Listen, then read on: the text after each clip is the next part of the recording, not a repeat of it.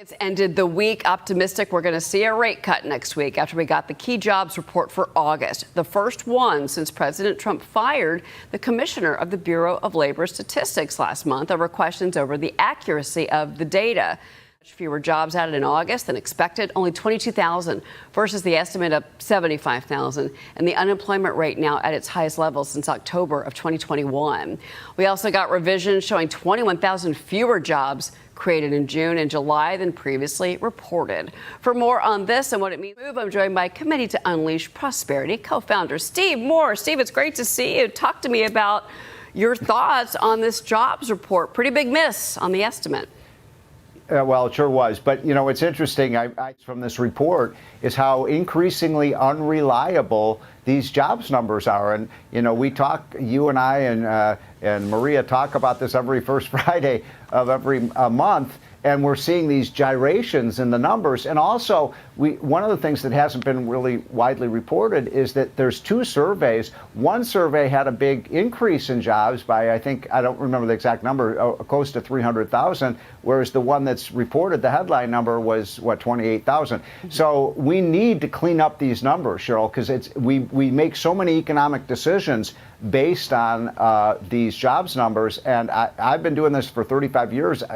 I think, look at the re-estimates. They keep changing the numbers every month. The government jobs number, because we saw a loss of 16,000 jobs. And, you know, my question originally, about when the numbers were coming out was, why are we not seeing that government job number? Someone, a bigger loss because of DOGE.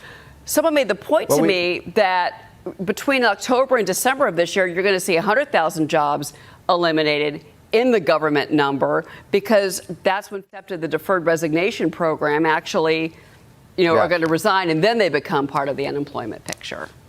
Well, it's a good question you're asking, because remember when jobs numbers under Biden, remember, Cheryl, we always talked about how big the government increase numbers were. And sometimes the government job numbers were bigger than the private sector job numbers in terms of the increase. Trump is doing a good job at reducing the federal workforce, which is essentially, by my estimates, we've reduced that number of federal employees over the past 7 months or so by 250 to 300,000 people. That's a big number, and that is what I call draining the swamp. It is eliminating so many of these extra government workers, and it's a good thing when we reduce the size of government. We want private sector jobs, not more Americans employed by the public sector.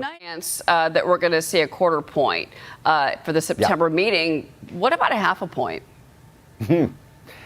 I kind of doubt it, but I'm not a great predictor of what the Fed is going to do. But I want to just make sure that people understand this is a healthy economy. This is a very healthy economy. We got the big deal done. We're seeing by as much as $1 trillion in savings and deregulations.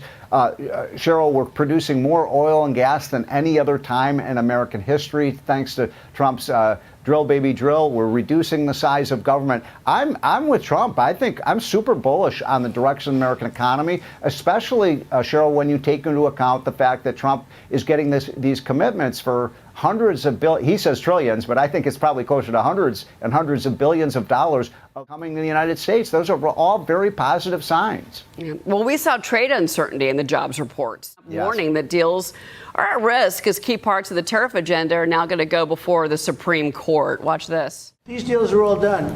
I guess we'd have to unwind them. People respect America again, and we've become a rich country again. The money coming in is incredible. And again, they use them on us. If we didn't have them, they would use them on us, and we would have no way to fight them. We would be a third world nation. So I think it's one of the most important cases I've ever seen go before the Supreme Court. Could not be higher. We've brought in $183 billion in tariff revenue. So what happens if the Supreme Court rules against the president, Steve? Boy, this is a tough one, and I think Trump is exactly a momentous Supreme Court decision.